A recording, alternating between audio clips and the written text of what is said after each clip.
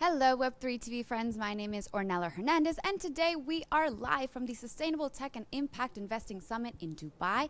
Joining me here, we have James Harris, representing the Republic and Oceanic Island of Vanuatu. How are you today? Good morning.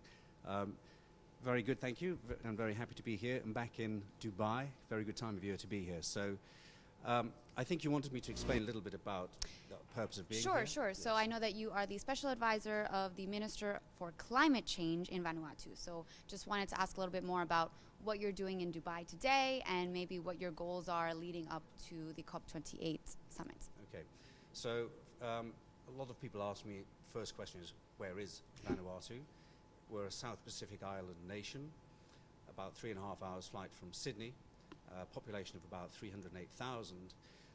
And as you can imagine, being a Pacific island nation, we're very front and center of the climate change debate and agenda. So I'm here with the delegation. We have about 70 people here on our delegation, so it's a very substantial percentage of our population, in fact, is here.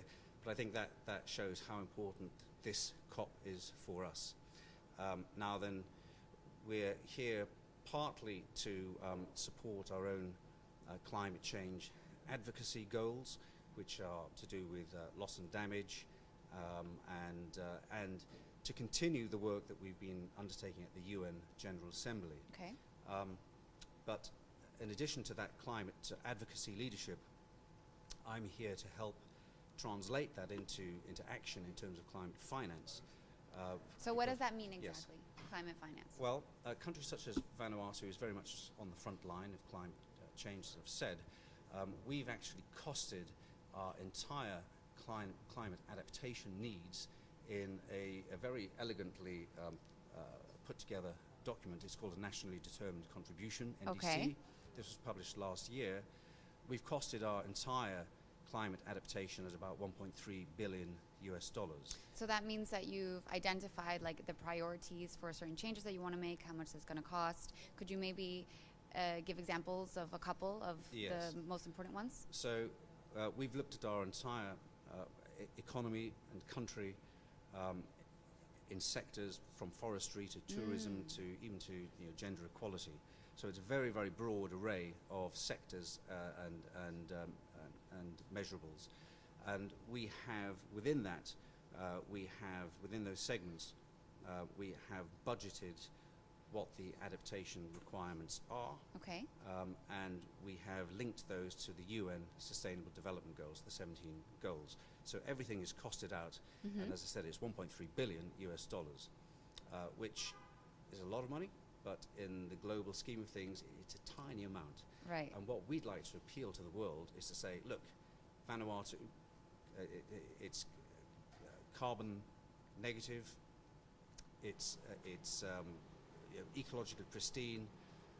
We deserve to be ring-fenced from the worst of climate change, and we can do that with minds and money coming together.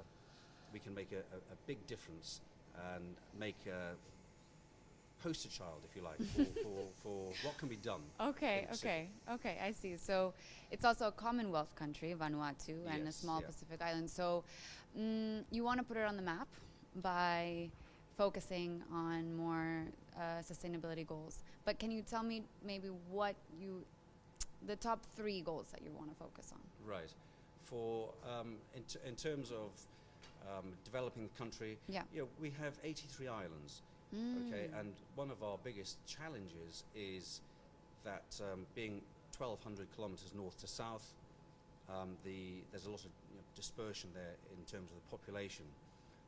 It means the outer islands, it's very difficult for them to receive all the development that they need in a sustainable fashion. Right. So I would say connectivity to the outer islands and development of the outer islands is probably 1, 2, and 3 in terms of priority. Okay. And so what is your role in this transformation? Well, in particular, I'm interested in converting our climate change leadership, that advocacy leadership, into finance. And in doing this, I want Vanuatu to be not a victim of climate change, because we're all victims of climate Right, change. right. But I want us to be seen as being part of the solution. And by being proactive, positive, and by encouraging finance to come to the Pacific to make a difference, I think we can, as I say, become a very good case study for the world in what can be done. All right, I love that, leaving your legacy in the world. Well, thank you so much for your time today.